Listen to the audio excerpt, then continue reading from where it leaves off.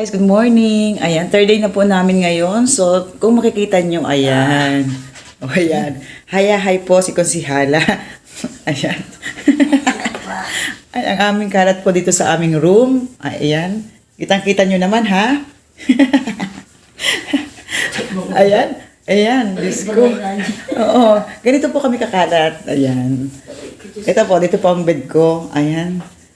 Dito ako natulog. Alone. Kasi malikot ako matulog, kaya dapat isa lang talaga ako. So, ayan. Mamaya, pagkatapos may maligo kami naman ay kakain na uli ng breakfast.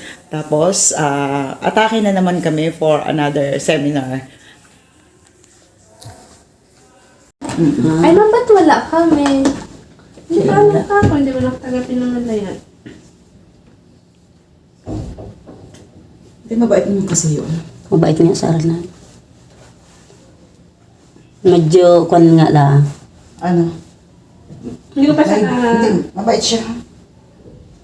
Ano kayo paulam to for today? Medyo magayan lang. Para bagang... Breakfast. Nag-birthday na si Donna. Anong ulam? Araw?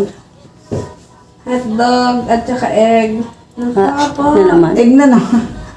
Egg na naman to. Namili pa guys, no? Namili pa. Tara mo ng iyong pang Eyeliner. yung eyeliner. Yan. Pasensya na po, wala po akong mga kagamitan sa pampaganda.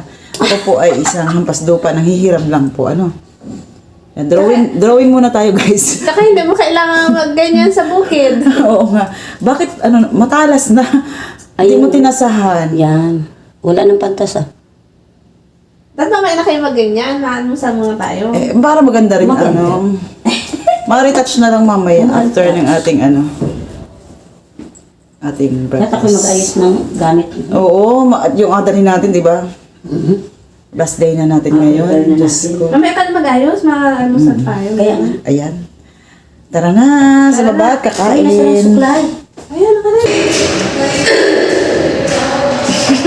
Kakain na po kami. Kakain na matatakaw. Ayan. Mabas na.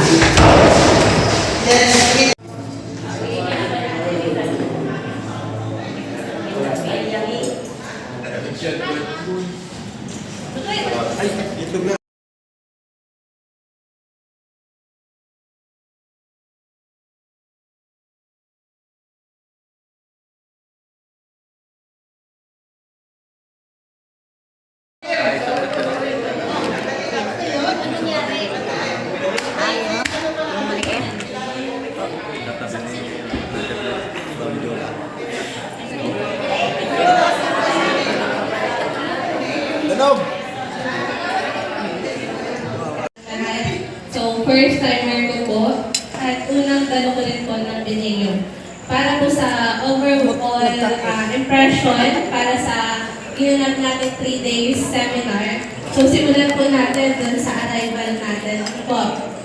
So, from the arrival po, dun po sa pagtanggap sa amin ay napakaayos po. Ganun din sa accommodation po ng amin sa ating lahat.